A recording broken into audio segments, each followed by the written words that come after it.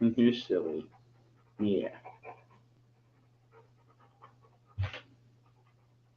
Zeus. Come here. Come here, Zeus. No?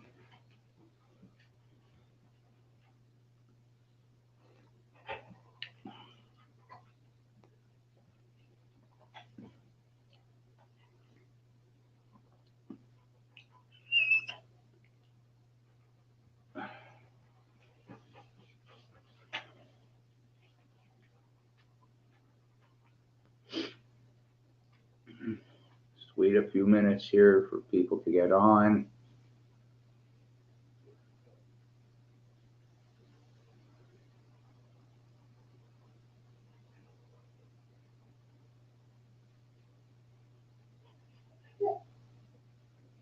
Hey, how's it going?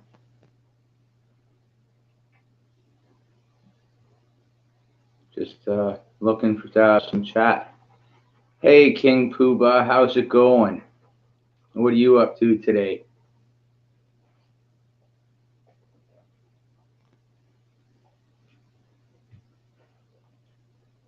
I got a couple of new couches today.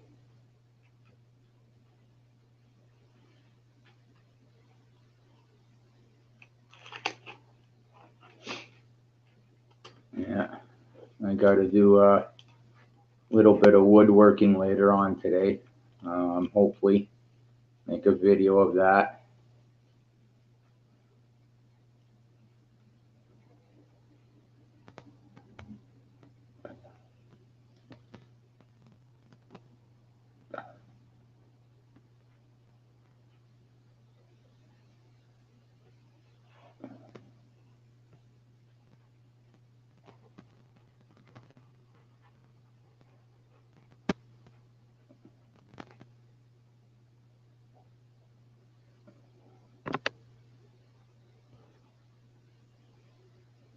Let's see here.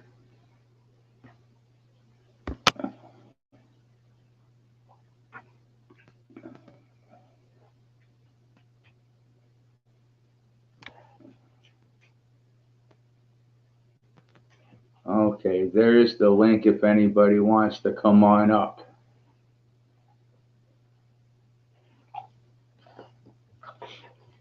Yeah, I got some tomatoes. Uh, they're like almost a foot tall, and some that are starting to get some more leaves, and some that I got to transplant from germination. So,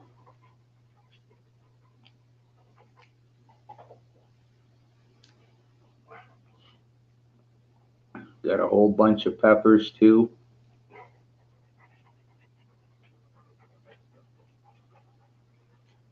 It's gonna be a while before I can get them in. About May 4 to June 1st is usually the time that I can start doing that all, getting stuff out in the gardens.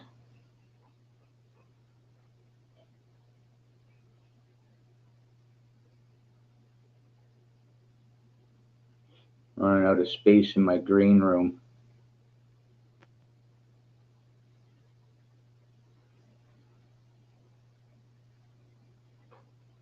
Which is that way.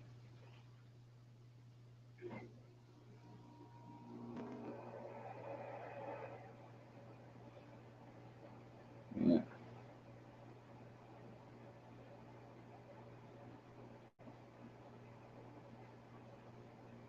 So how's life treating you otherwise there, King Pooba?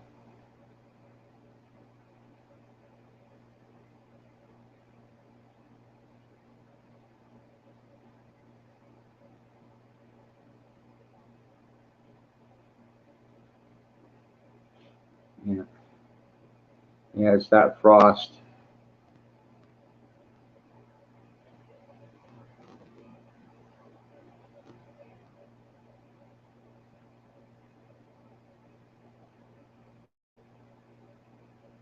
Yeah, I got to get a little bit of horse manure off my buddy there, a few square yards, and then I gotta get some triple mix soil in. Try to rake out the lawn and get that stuff into the gardens, and then all my compost stuff into the gardens, and mix it all up. And you gotta get any bone meal and eggshells and banana peels and coffee grinds into there. Some Epsom salts, but not much of it, very little of it.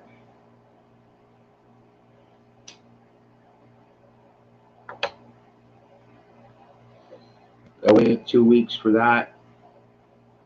Well, I don't have to wait the full 2 weeks for it, but that's how long it takes to start kicking in, is about 2 weeks. Especially when you make it from at home.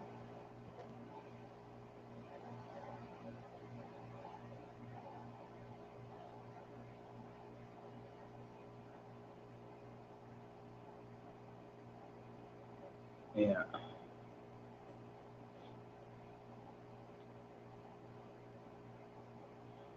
Yeah, I can't wait to get some more dehydrated tomatoes and put, when I dehydrate my tomatoes, I put a little bit of basil on them, a little bit of oregano and some garlic and some onion powder and some salt on them and dehydrate them.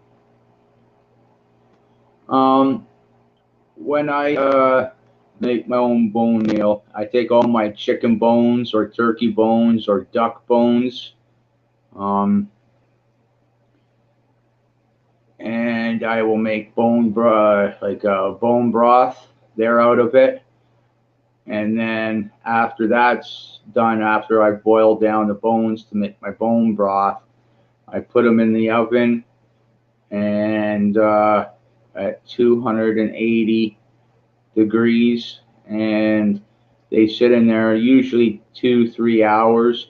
But you want to take the bones and you want to be able to break them in half with your hands, and then that's when they're ready.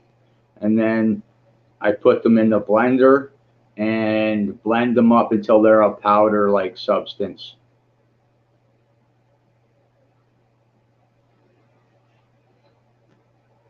So that's about, it's as easy as that. So, and then the eggshells I use for calcium.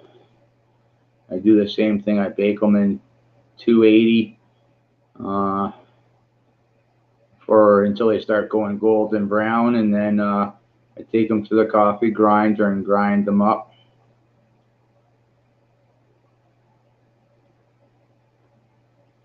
And then same thing with the banana peels, and then I'll take them and grind them up, and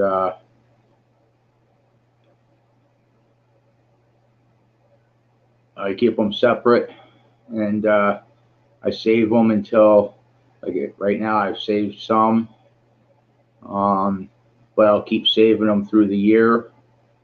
Coffee grinds too, and you gotta do nothing other to the coffee grinds. So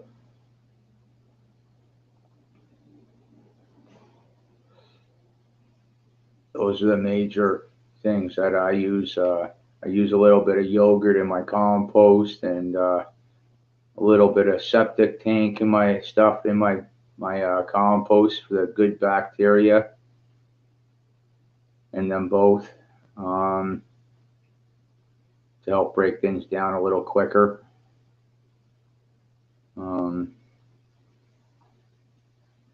So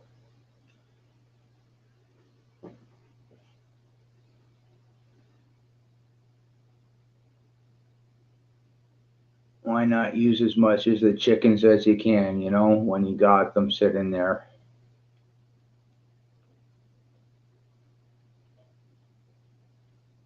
Yeah.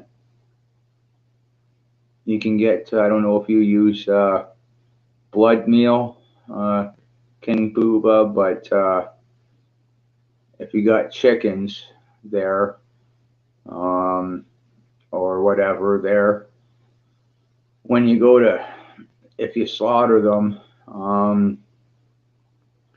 you try to get that their blood into a pail or something, and there's your bone meal. I mean your blood meal. Yeah, it's something I won't do on YouTube.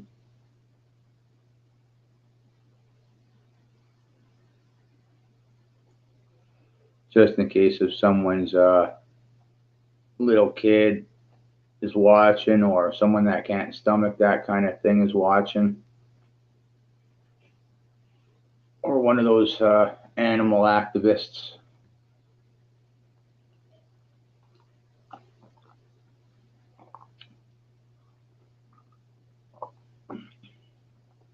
I remember my dad some years ago in one of the within the first couple of plants in Toronto that him and his grandpa had. The animal activists painted the whole door in the middle of the night, and he made the news.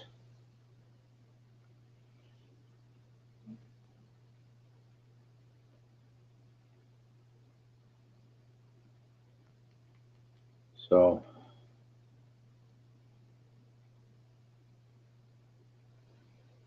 what's the weather like where you are, King Booba?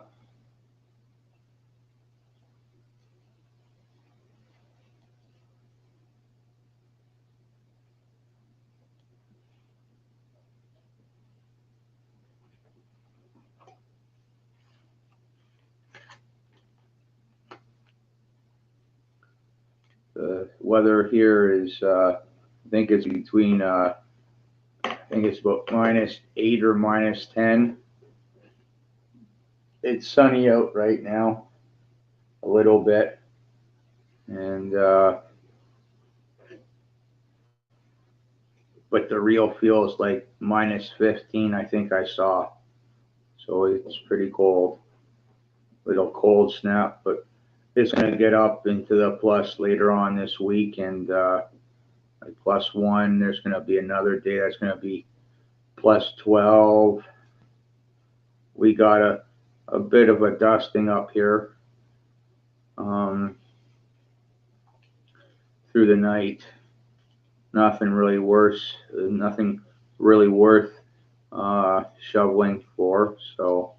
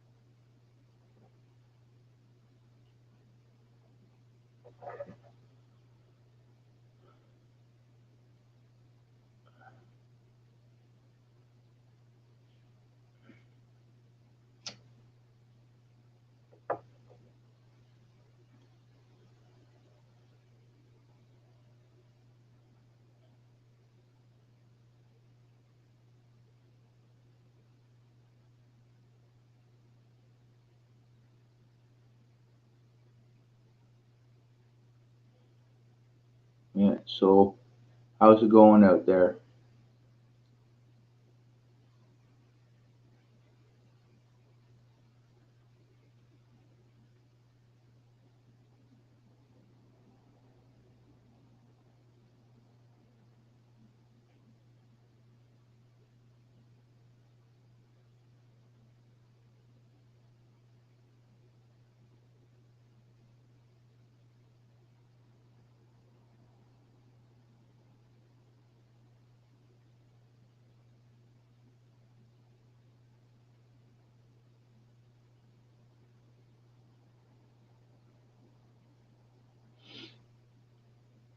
Yeah. Can't wait for this cold weather to go away.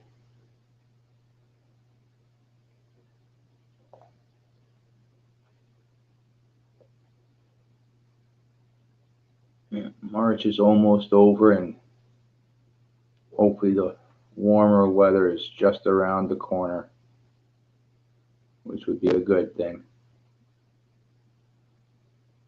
Get some stuff done outside.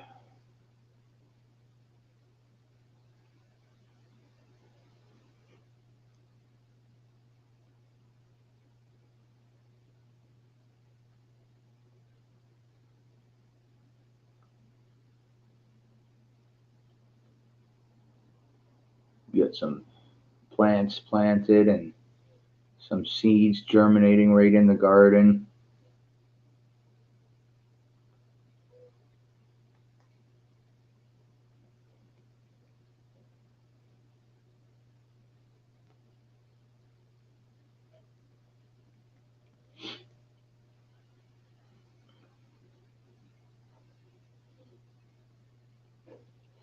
Get my trees outside for some sun. My one lemon tree is going to be a pain in the butt to get outside because it's in a big, huge, I think it's a 20-liter container with holes on the bottom. So it's going to be a pain in the butt to get that one outside.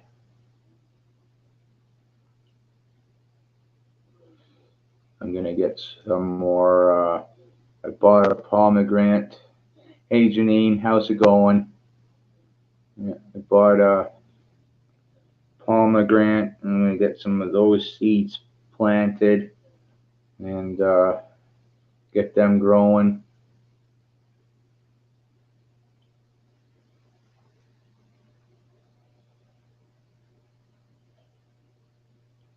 What's it like where you are, Janine?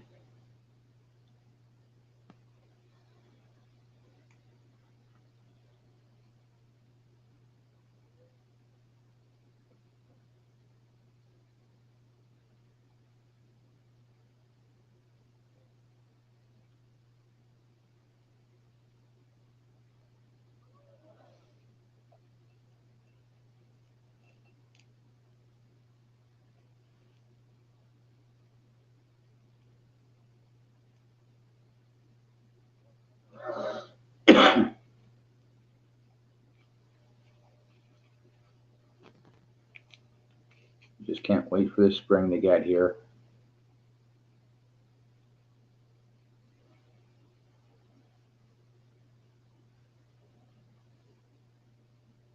Yeah, it's a little bit windy here and a little bit sunny, but it's cold outside. It's real feels like -15, -17.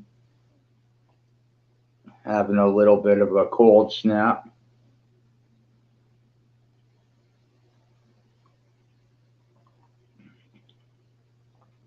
But it's going to get into the plus later on this week. One of the days is going to hit about +12. Maybe start getting my lawn raked up and thrown into the gardens. Get some manure and put that into the gardens. Wait for my garden center to open up in the next little while. Get some more seeds or my seeds stocked up. Get some new seeds. And get some triple mix in and put it into the gardens and start rototillering everything together in a little while. So can't wait for that. Can't wait to see if my garlic survives the winter and if my strawberry plants survive the winter too.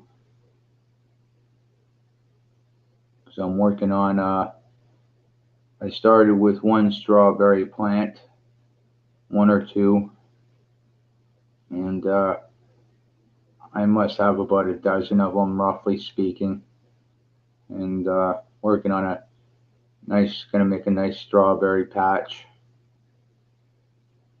So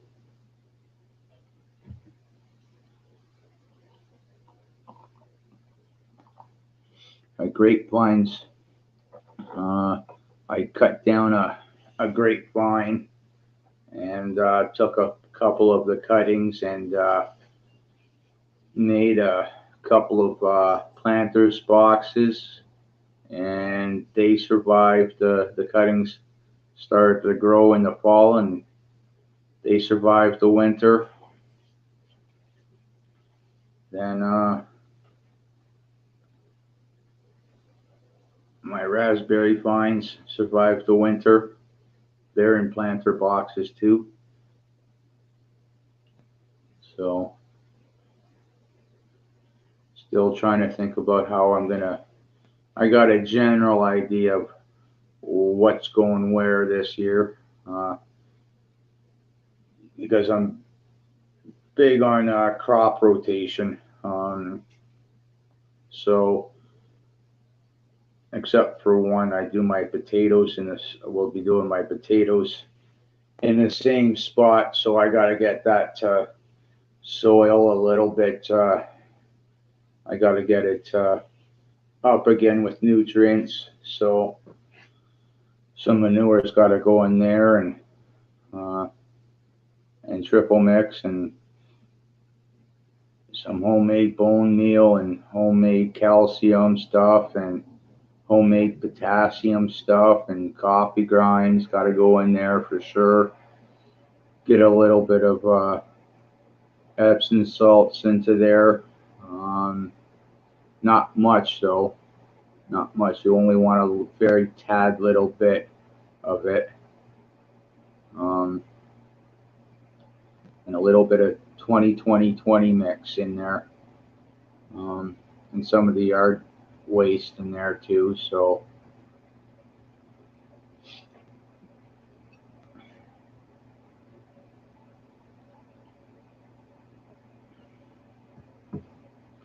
yeah. Yeah. Can't wait. Spring fever, cabin fever.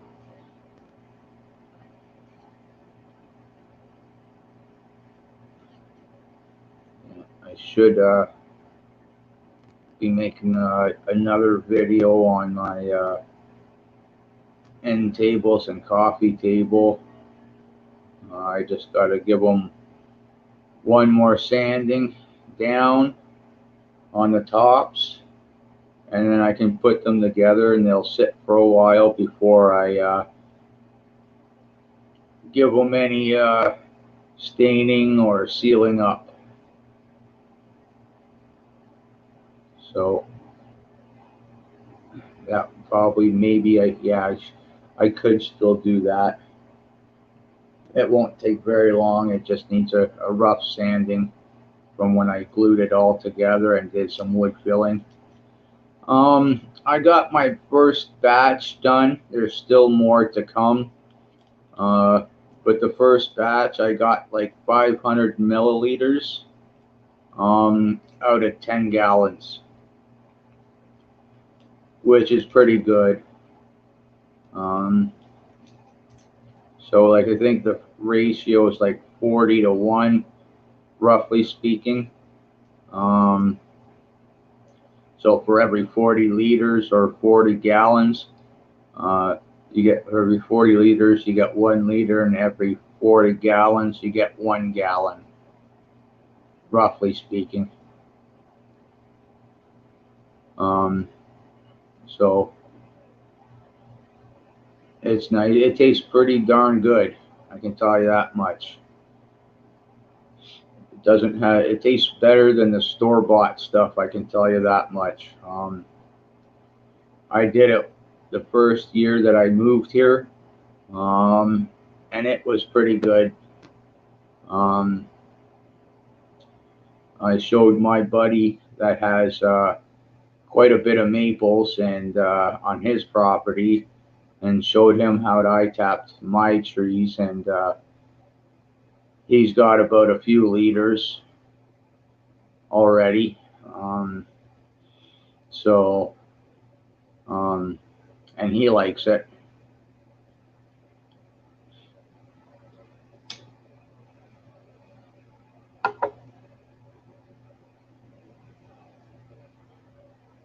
Yeah, yeah, yeah. It's nice to be able to do so much stuff without having to go to the grocery store or do stuff. You know what I mean? Forget the pandemic for a minute. You know what I mean? It feels good to. I would be the last one to admit it, but you know what? It kind of feels good to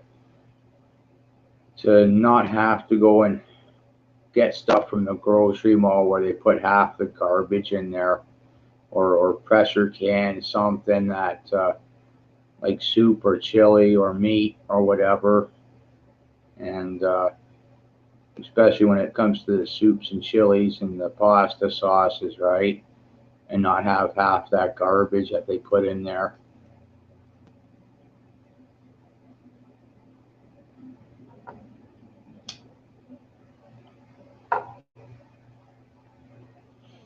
It's also nice to be able to water bathe some stuff like fruits and not have the half the sugar or 2/3 of the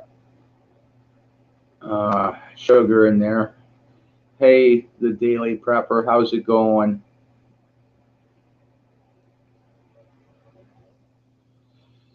Yeah, just talking about whatever.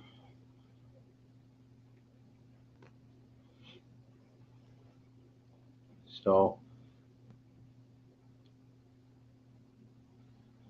yeah, and we gotta wait for it to warm up for before I get any more maple syrup out of the trees. Um, that stuff doesn't flow too well when it's like -20 out or -15.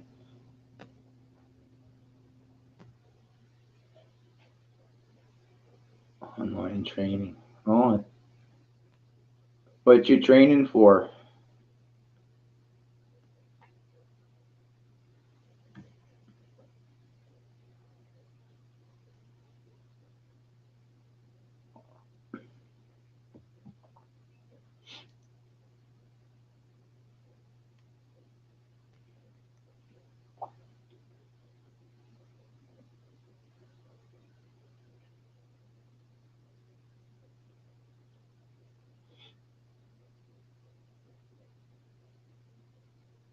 I hope it's something very worthwhile.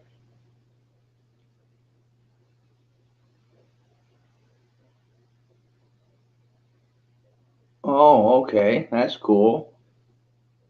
That's really cool.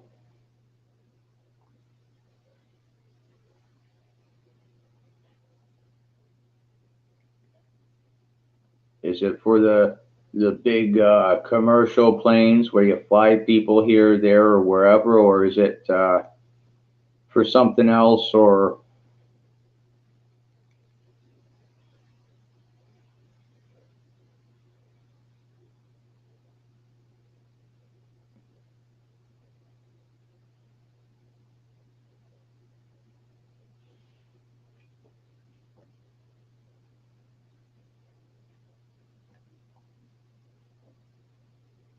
drone pilot's license? Okay,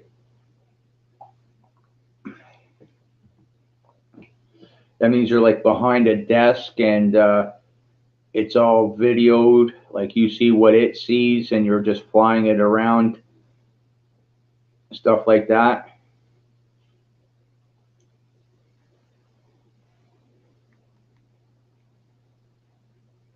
Go into certain spots that nobody else can go into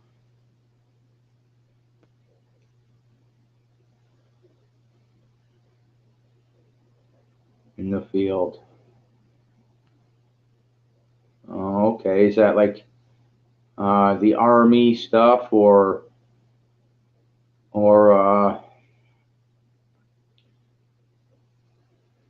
something private or personal.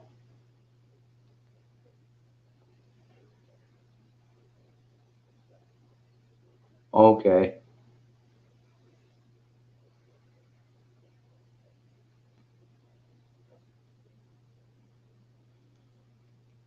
Okay.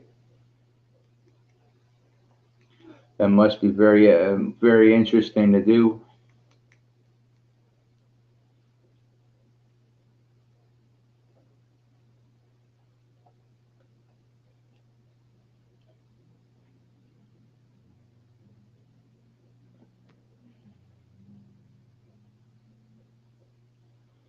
Oh, that's cool. That's cool. Probably make a lot more money doing it private than working for somebody else.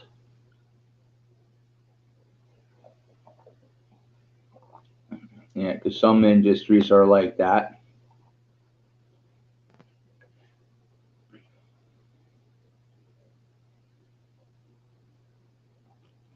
Yeah, I know that when I was in the tree removal industry, I oh, that's pretty nice. That's pretty nice.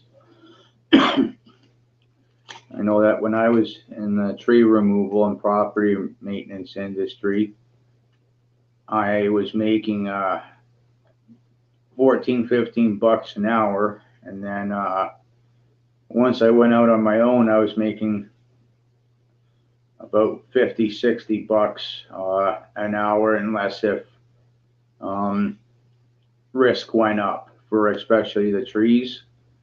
Um, like if there's an ice storm or something like that, I charge an outrageous, well, not exactly an outrageous price, but I'm making like 50, 60 bucks an hour and it's like an ice storm and I'm walking on ice, right? Oh, I want about 75, 80 bucks an hour now, and it's only for that. It might be for like a day or two, where I'm making that.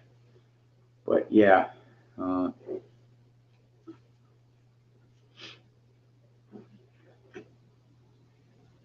people would complain about that. I go, yeah, well, you want the tree out of your house. Well, okay, it's still icy out. I don't need to be slipping and falling with a chainsaw.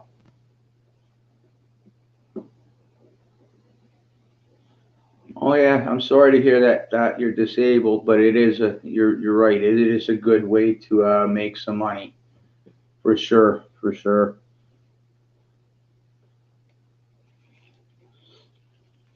Yeah, it is for sure. It is most definitely. Is this something you enjoy doing?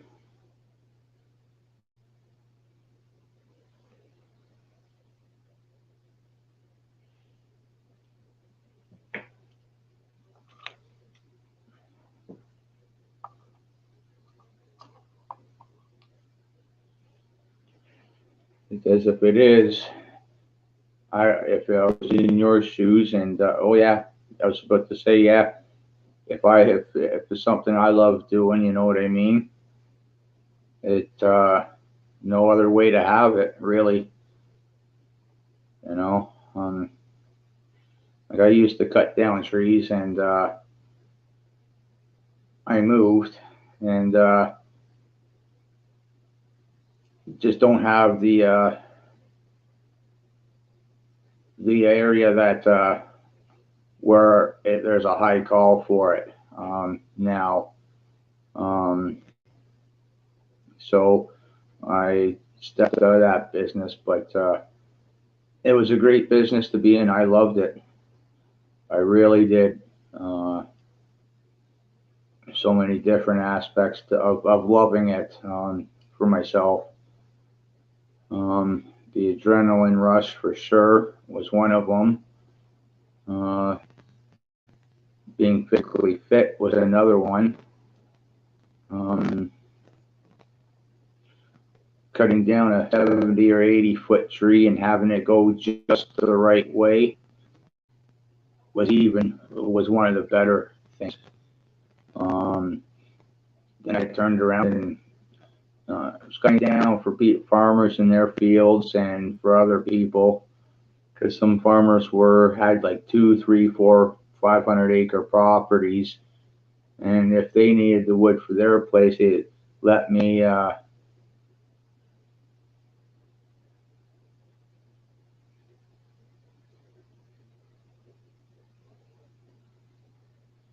that's a pretty good job. Yeah, yeah. They wouldn't suspect it.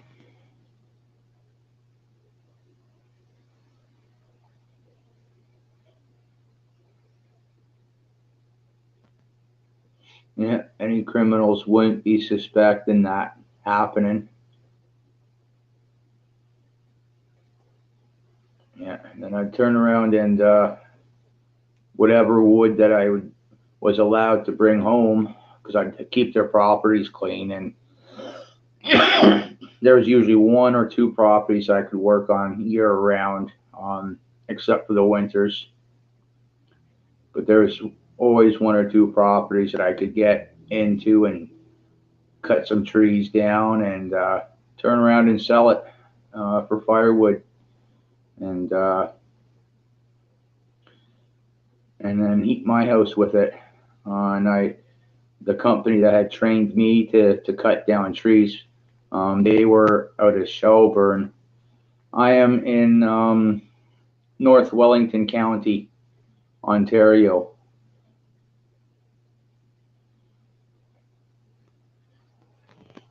Yeah.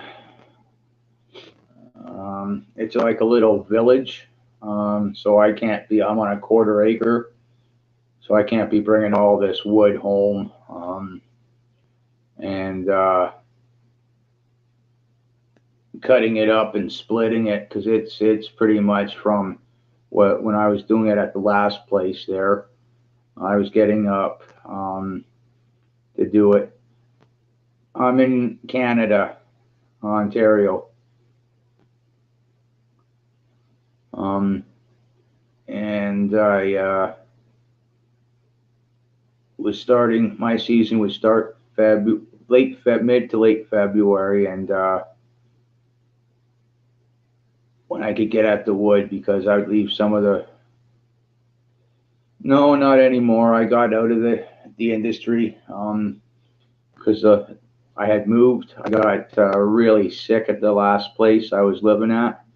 I was renting it, and I had dropped from about 200 pounds to about 130 pounds.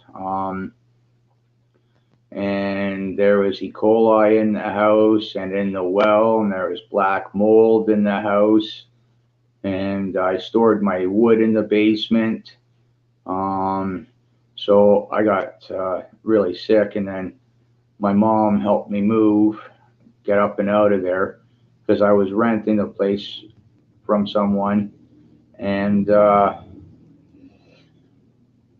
I'm now got my own place. And oh yeah, this happened like this coming fall will be 5 years. I'm feeling better, but I the doctor had found out a few other things as well too. Um, but basically, if I'm eating better than I used to eat, that'll pretty much keep everything going good, right? Because I don't want to say it screwed me up, but I have to stop eating like frozen pizzas and frozen meals and stuff like that, which was one of the things I was eating a lot of. Because I'd start in February and keep going, and then once I could get into the farmers' fields, I was up at 3 o'clock, starting at and being out in the fields at 7 o'clock in the morning, and then not stopping until about 8, 9, 10 o'clock at night. and then coming home to having to sharpen my chainsaw blades and maintaining the four-wheeler and the chainsaw and this and that. I'm not smoking tobacco. It's weed that I'm smoking.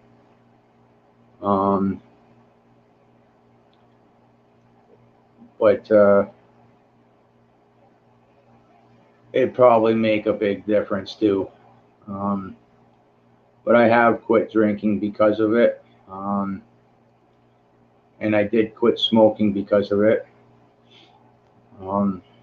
Not eating any frozen dinners anymore. I'm actually canning a lot of stuff like soups and chickens and stews and chilies and that. So getting a lot of these superfoods like ginger and turmeric and pomegranates and stuff like that. I started even eating yogurt. So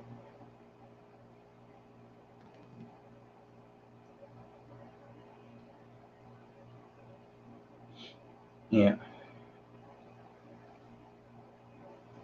Plus, I feel even feel better because of it. Got a little more energy, stuff like that. So it's nice. But yeah, just having so many long hours. That was one of the things that was doing it. And eating frozen TV dinners and drinking a lot. So none of that really helped. So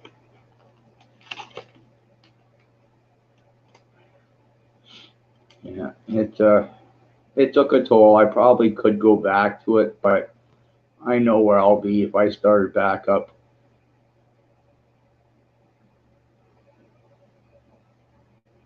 No, I haven't tried that stuff. Um, but I do know if I go back to the tree industry, I'll be back where I was 4 or 5 years ago. Not as sick, but I'd be working the amount of hours um, and not having the time to cook healthy meals and stuff like that. So if I were to ever go back at it, it'd be putting a wood stove where you see that sign, because that's where the chimney is, and doing it for myself. I still have a connection with a tree company that was dropping off wood at the last place to me, and I'm sure that they could drop off wood to me again, so that I can cut it up and split it myself. It'd be a lot better than going out and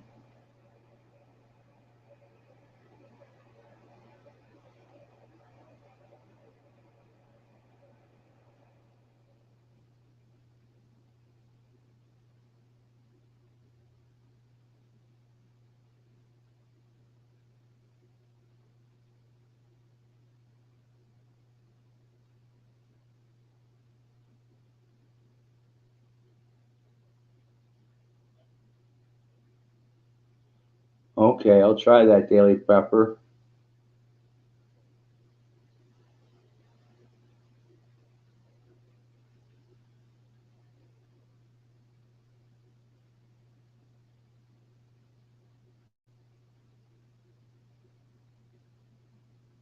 I didn't say anything about Lithuanians there, Billie Jean.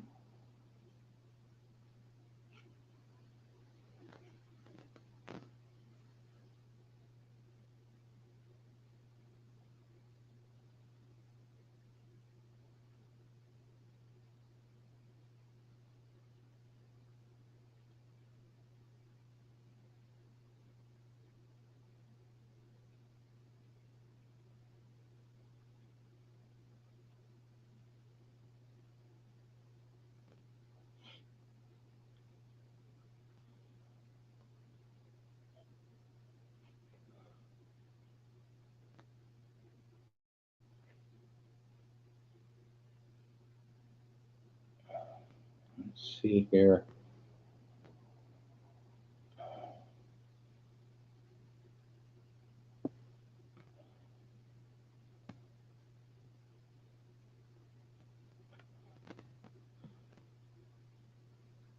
Alrighty then.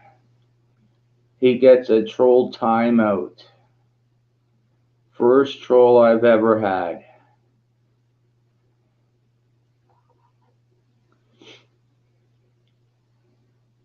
Yeah. Yeah, I'm not like that to people. I'm not. I don't say anything bad about people, um, unless if they really deserve it, like criminals or stuff like that.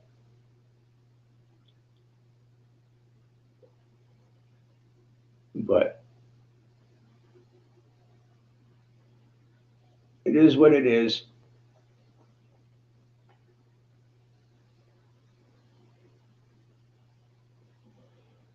This whole internet stuff is about that kind of thing sometimes, So, not surprised. I see it on other channels.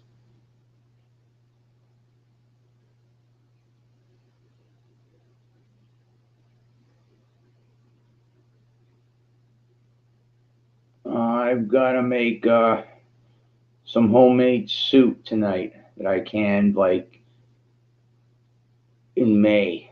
I pressure canned in May. Um, some pork soup. Yeah.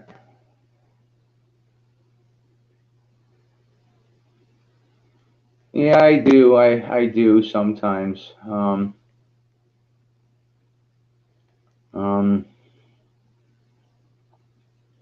yeah, I got a nice pantry there that and the chest freezer full of meat. It's not full; it's about 3/4 full. So I got a lot of stuff to choose from. Uh, I try to mix it up a little bit. Um, so, but having a general idea of what I'm going to be eating is always a good idea. Salisbury steak and potatoes. That sounds good. That sounds good.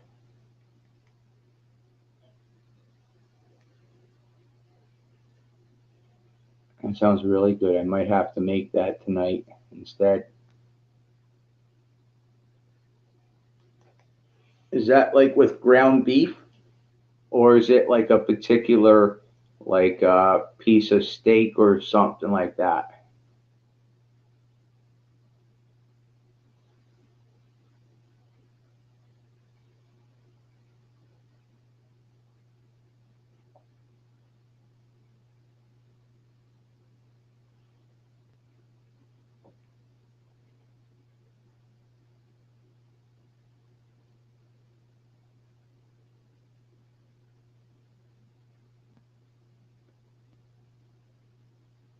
Oh, okay, yeah, okay. And I can cheat too on that. Some eggs and ground beef and and put a little bit of onions or something in that too, and then turn it into a hamburger patty, and there we go. Yeah, like my diet, I try to keep it to the same thing, right? Like the same things that I buy. Like if I buy fruits, right? I got like 3 or 4 fruits that I buy. Um, and like the pomegranates, I'll dehydrate and make it for tea. Um, Ginger, I dehydrate it to make tea and haymakers punch out of it. Same thing with lemons, and I also dehydrate some apples to put in yogurt or oatmeal. Same thing with bananas. Um, I even dehydrate some vegetables to put into soups. Because all they got to do is soak up the water. Because I make chicken bone broth, so it'll help with it'll taste really good with the chicken bone broth. Yeah, yeah. I sliced my lemons up, but I didn't think. Um, yeah, I didn't even think to do something like that.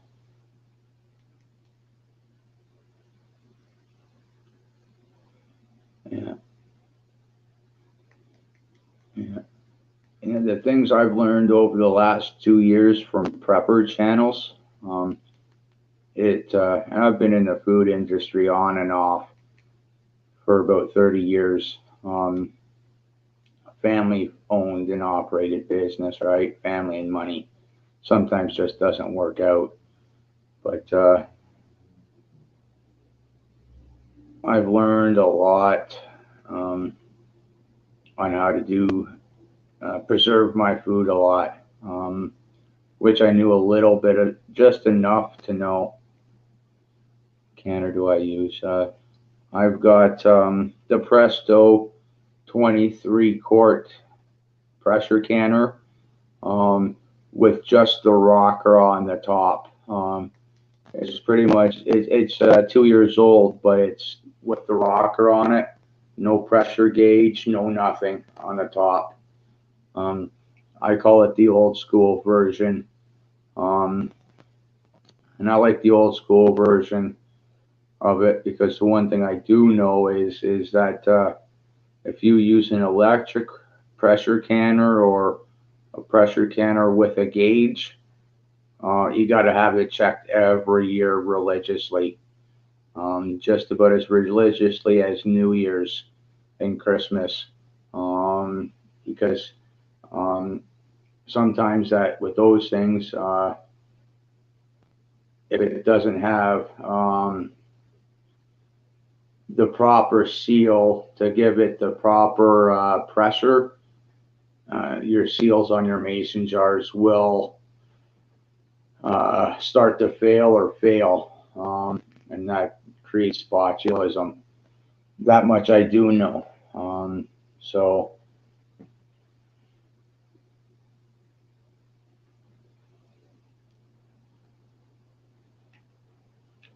yeah,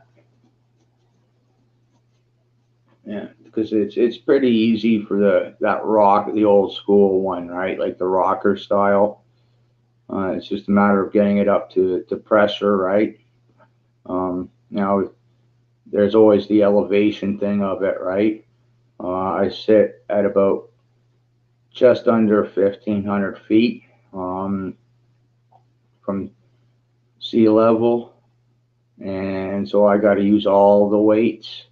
And then somebody that's sitting, say, at around just under 1,000 feet might have to use the 10 pounds.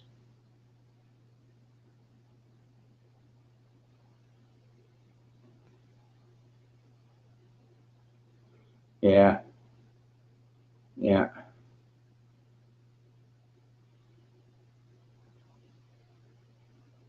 yeah, yeah. Usually they don't make them like they used to anymore. So you know,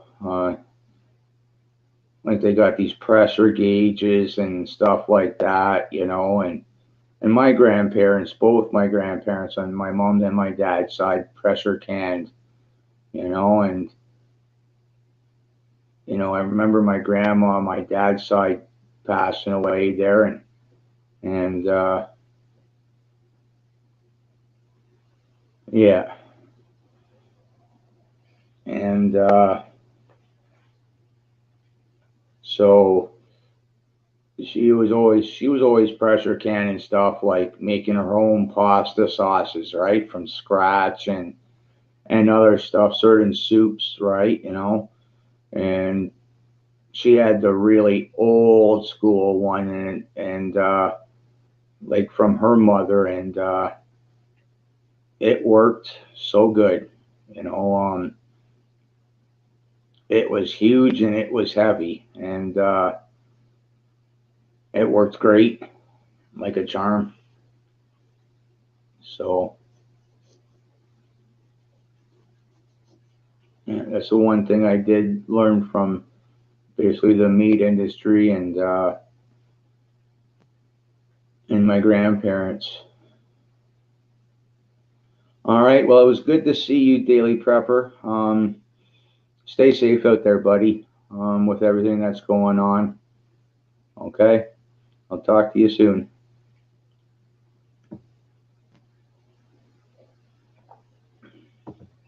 Yeah, yeah, it's always a good thing to do certain things nowadays, with the prices of food and stuff.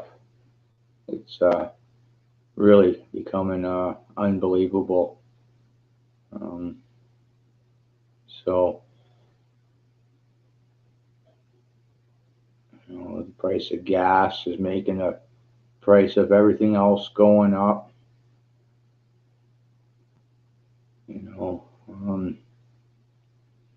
so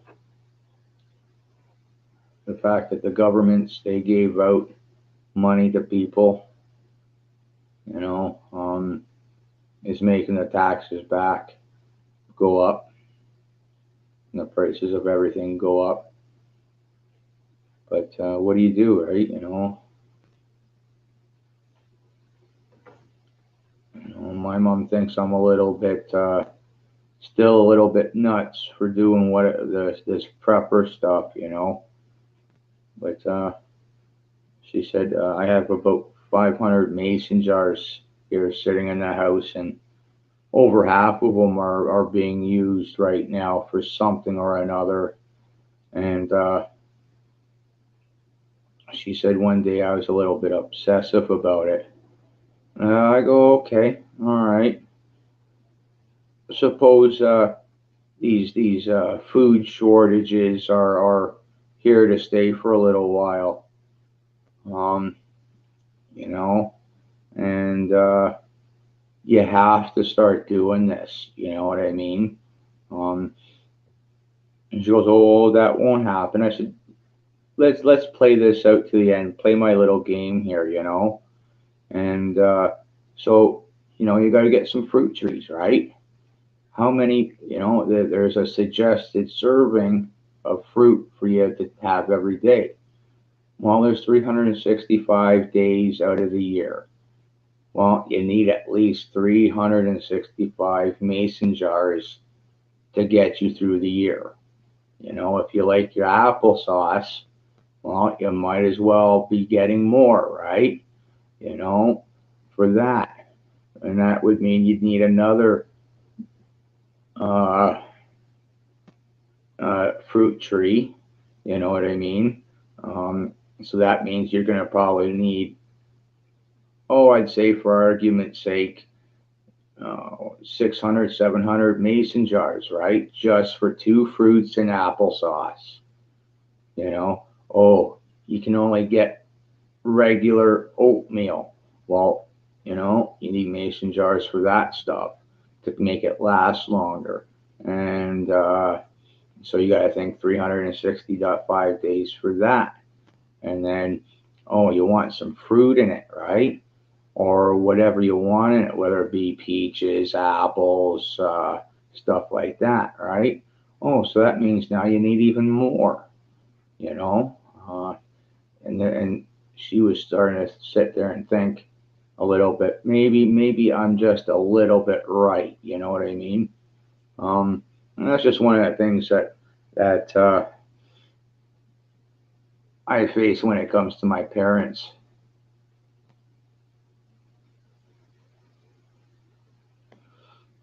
Yeah, I've got a two-bedroom house, and right now, my spare bedroom is my working pantry. Um, I do have a septic tank in the ground as a cold storage. So, and I've got a way to get into it from inside the basement. So it it's kind of hard to get to. And I don't think anybody would really, unless if they're that absolutely desperate, you know what I mean, to go and get it. So yeah, like always got to have that second storage, right? Um, just in case, you know. And I don't want to be a fear monger or anything like that, but who knows how long these price hikes are going on for and stuff like that, and it could be like going for a few more years, right? People are going homeless and starving over it, and so and you can't be having everything left out in the open like that. Um, Got to make sure you got something hid back for it, right? Or people don't know about it. Yeah. If my mom knew about that second storage place, I know she'd think I'm right out to lunch. She just knows that my one spare bedroom has enough for 2 or 3 months worth of food, roughly speaking. Um, Now I can, mind you, I could probably make it. That's as if I'm eating today, right? I could probably make it stretch out a little bit longer than that if I absolutely had to. Um, so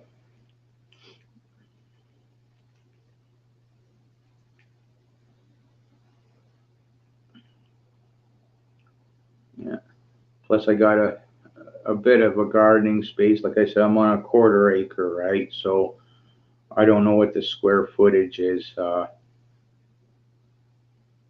but I can grow a bunch of stuff for myself, and store it away. I try to put,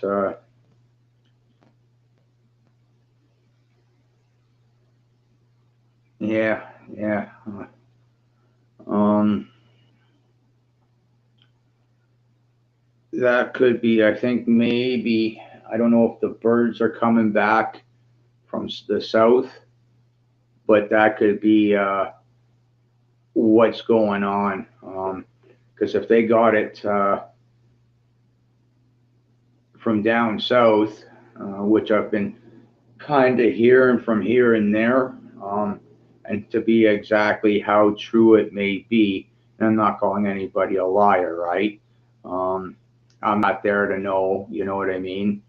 Um, so, but I do know that the birds they go down south every winter, right? Every fall, and they come back.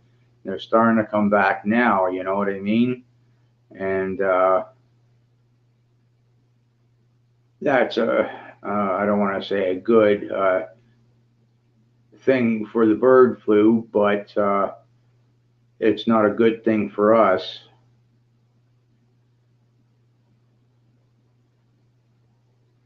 And it just happens, right? They're down there, they catch it, right? And then they come back up here, and guess what? It's up here, and it starts spreads. You know, just like the COVID thing, right? Oh, China had it. Oh, this plane left, that plane left, and then look where we are now. 6 months ago, 10 months ago, a year ago, right? So it.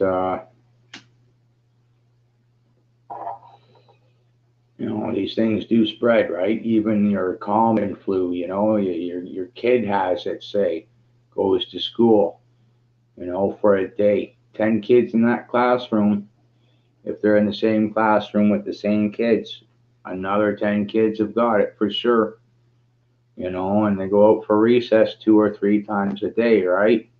Or they're in the cafeteria, guaranteed a quarter of that school's got it by the end of the day, and it's running through the rest of the school. Same thing with the swine flu, the H1N1 thing, that happened a few years ago. I think that might be poking around a little bit, and now again, but I had it the last time it was up here in Canada, and it's not a fun thing to go through. I was hospitalized for a few days because of that, but I was much younger, much younger. I think I was about 19 or 20 when that came around, and when I got it, and being just coming out of high school, playing football. I was in great shape. I used to bike everywhere. I was on co-op, unloading and loading trailers by hand, from floor to roof, and playing football and in the gym pretty much every day. And so I got it, and I still was hospitalized from it. It wasn't nice. That's all I can say. It scared the shit out of me, even. So I could imagine what some of these people with COVID are going through now, and it's put some fear into me with this COVID thing. Just being out in public sometimes.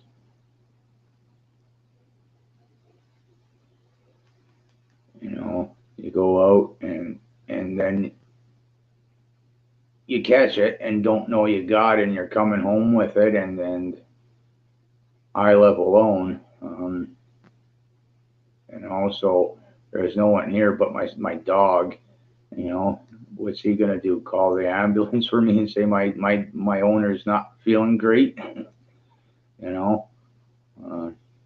But my neighbors would come over and check up on me, for sure, because they know I'm always letting the dog outside, or I'm outside doing something, or what have you. So they always know I'm doing some sort of woodworking or another, depending on the time of the year.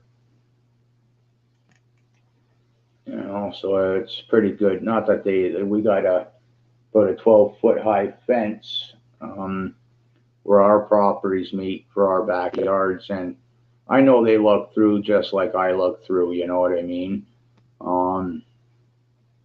I got no problems with that, and but they do know that I'm if I'm doing this or I'm doing that, I could be out the next day or in a couple of days or a week, or there's always something, like the dog going out 20 times a day, me throwing snow in the winter or cutting the grass or in the gardens, always something, so they'd be able to know without a shadow of a doubt. Yeah.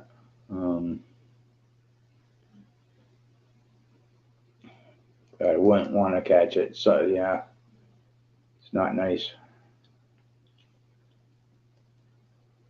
Yeah.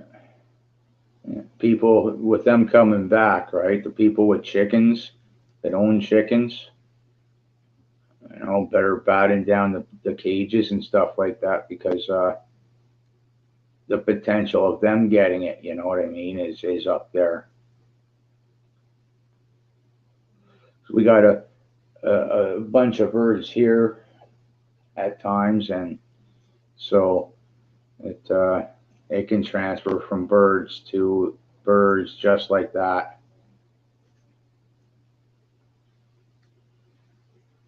see another meat cull, or the shortages on chicken big time.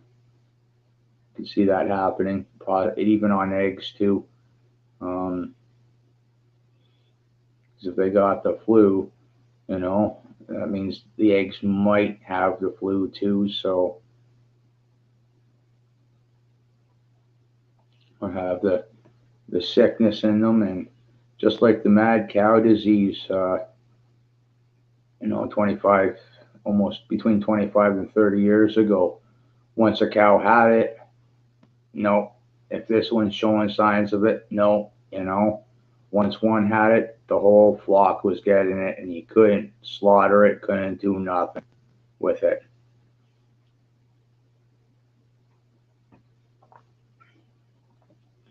Yeah, at my last place, because I rented from a sheep farmer, and I've seen a couple of different farmers. Once a particular flock got sick, they start sorting them out and keep them separate from everyone else there. And when they knew that they were really like they were sick, they just killed them and then went and burnt them.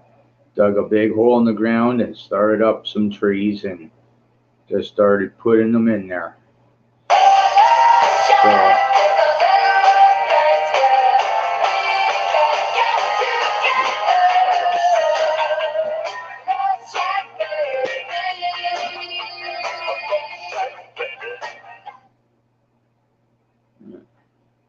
that person can wait.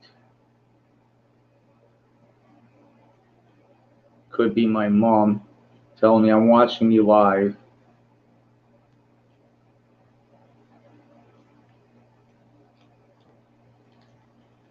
But she can wait.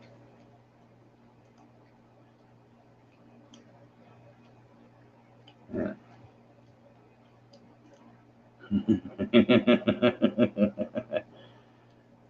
Yeah. And because she's the one who helped me set up the live streams, so she knows I've been doing this YouTube thing for a couple of years now, and watching the news on it, this, that, and the other, and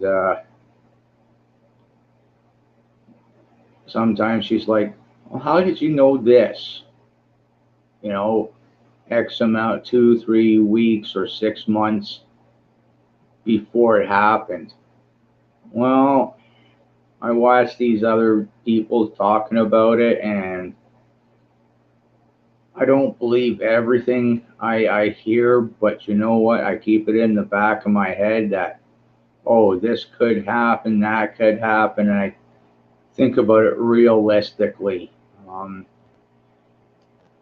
you know, like food prices, for instance. Um, yeah, are they going to go up? Sure, because you know what? Everybody's getting sick. The truckers are getting sick. Not all of them, but your employees are getting sick here and there and everywhere else. And so supply chain is going to be slowed down, and people are going to have to start paying more money for this, that, or the other, whatever it might just be. And it is the way it is, right? Look at China. Like, are the cases? It's coming here, right? It's going to here. It's going to there. It's going to there. It hit the states. Hey,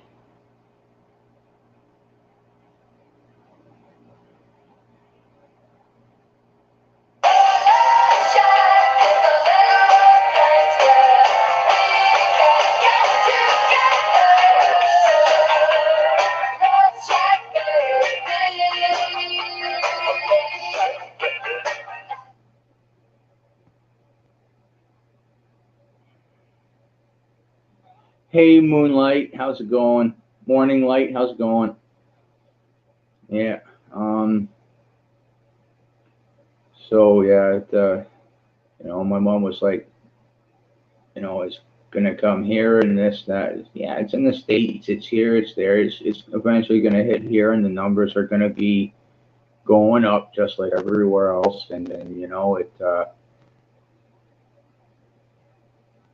and it's not gonna go away, you know. Luckily, we haven't been hit as hard as some other people have, but who knows, you know what I mean? It's here to stay, and I don't think it's gonna go away ever. But that's just me, um, and my thoughts on it. Um, because it's mutated so many times that it's not even funny. Um, so, I was talking to my doctor once, and we were talking about the Spanish flu a little bit, and he had said something that it might still be around, the Spanish flu, but because it's mutated so many times over the course of 100 years, or just over 100 years, that it's like your common cold, your regular common cold. Um, and I think that's what's going to happen with this one. Um, it's just going to be your common cold eventually. But I'm no doctor. I'm no biologist.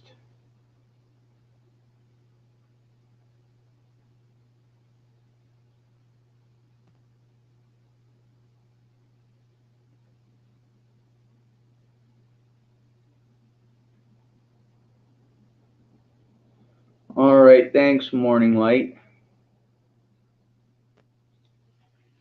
Yeah. So yeah, I think it's just going to be a regular common cold. It's just going to be a matter of time before it gets to that. So, because any common cold, it doesn't want to kill us. It wants us to stay alive so it can survive. Um, so, I think that's the biggest thing.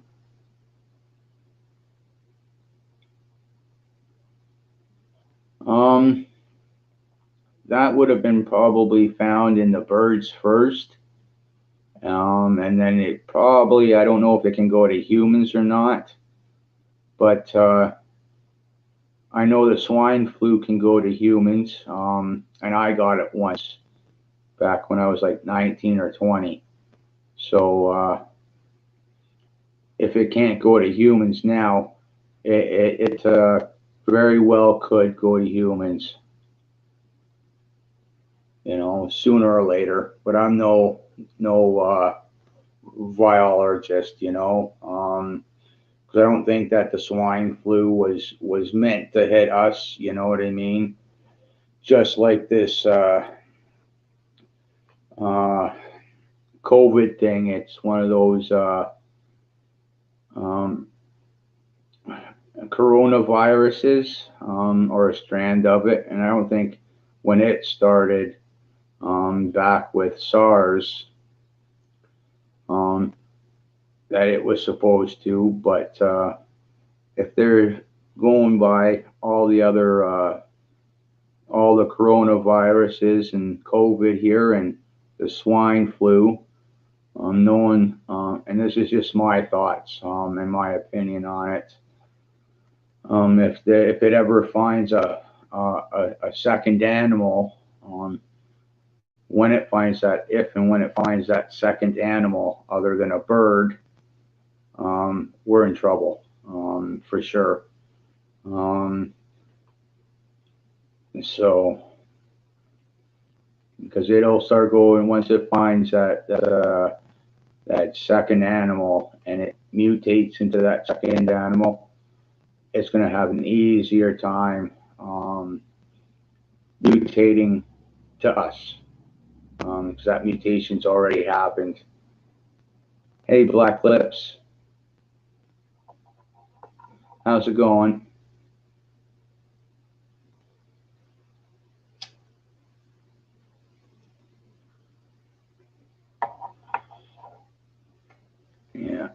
So it'll be a matter of time, but evolution, um, it can either happen fast or it can happen really slow, and usually it's on the slower side. Um, so some weed,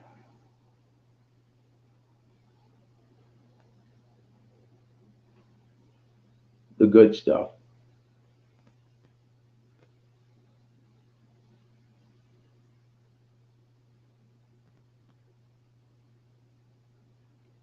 Yeah, yeah, morning light. Yeah, the best thing I can say with your chickens um, is make sure when they're outside, if you got them free grazing. No, I don't, Black Lips. Um, Morning light. Yeah, I recommend that you always have a roof or something over top of them for sure, and try to keep them inside as much as possible.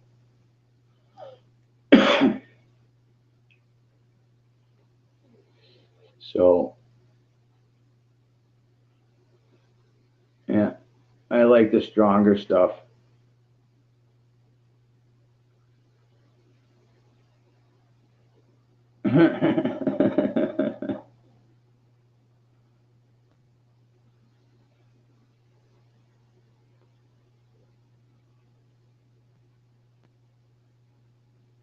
Yeah, yeah, yeah. We all do. They're Black Lips. We all do. Um, I was lucky enough to get this place. Really lucky, and I had to go to my mom to help me get it, the mortgage. So, yeah, well, you should care about the money a little bit because I know that here in Canada we had a real big, like the before the pandemic started. I bought the place for 400,000 that I'm living in now, and I'm paying a mortgage on it. And about 6 or 7 months, I don't know how long into the pandemic, I was able at one point, I don't know how much now, but I would have been able to sell it for $750,000. You know, because of the housing bubble just skyrocketing. Um, yeah, we all do, don't we? All do. Some of the stuff he's doing, you know what I mean, is just not right, and I'll leave it at that.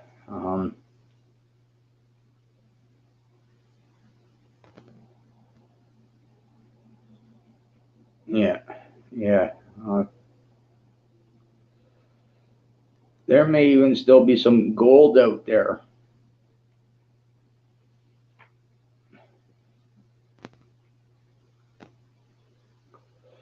How much I don't know, but I think there might have been some mining split spots in Yukon.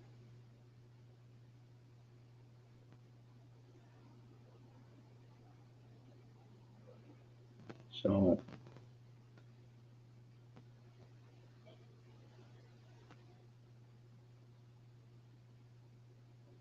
yeah, sometimes living in the middle of nowhere is uh, is what I like. I don't like city places very much. There might be a couple of thousand people where I live, at most, but it's all farm territory, right? Like I live in a little village of maybe uh, 400 or 500 people, and then the outskirts of this village, um, it's farmer territory. Um, I live the building I'm living in, it's from 1880. It was built in, and it's a church, and that was converted. And I bought it just after the guy finished, like some trim had to be put up, and a couple of other things needed to be done. Minor things needed to be done to the place, or at least to the house, and then all the outside work. Um, so, um, and that tells you how old this town is. It's back from the 1800s, the late 1800s. So, there used to be another church here, an old school sawmill here. Probably, most likely, given the time that this town was built, or this village was built in, probably a feed mill, a local grocery mall maybe, / convenience store, stuff like that. One of the other houses that is like 2 doors down from me is from that same time period too. And new owners just bought the place, and it used to be the convenience store / grocery mall, which wasn't very big. So, there was probably a blacksmith too, because it was one of those horse and carriage kind of towns when it was being built and stuff like that. So, yeah,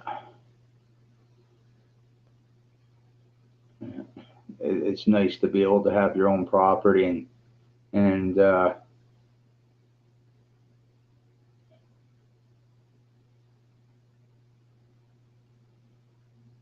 grow your own stuff.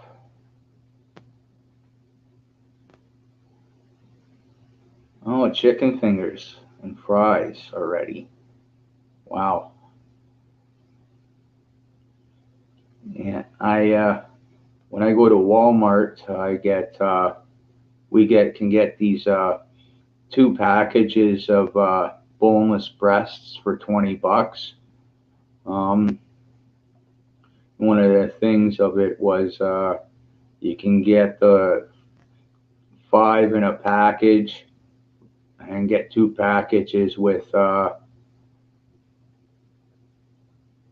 and that would come to 10 boneless breasts for $20. And now you get 4 boneless breasts and a package, and 2 for $20. So there's a little deflation for you,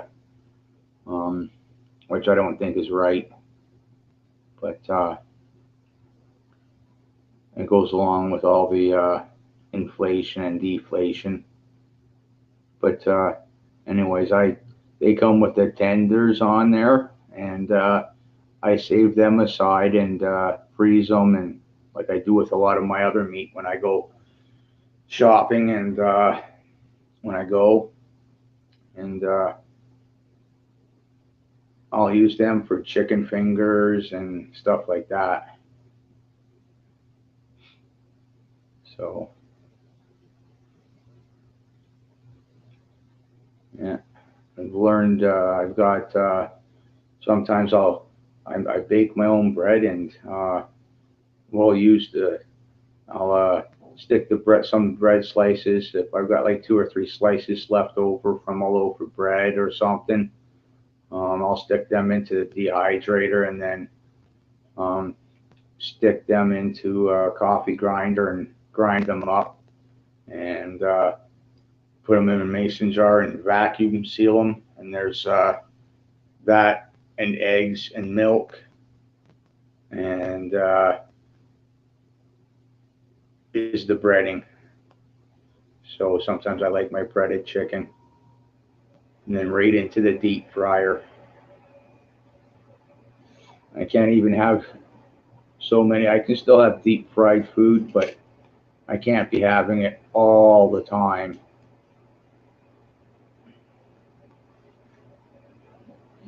So it's pretty good stuff. But sometimes I like smoking my chicken fingers, and I got a wood barbecue, and sometimes I like smoking my chicken fingers.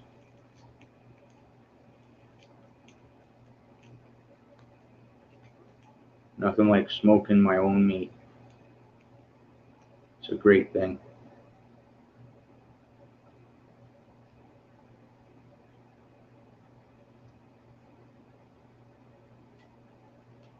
Yeah. Well, it is 5 o'clock here, and I'm starting to get a little hungry for dinner.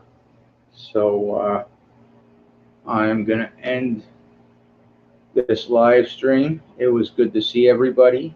Um, I hope everybody stays safe out there, and keep prepping.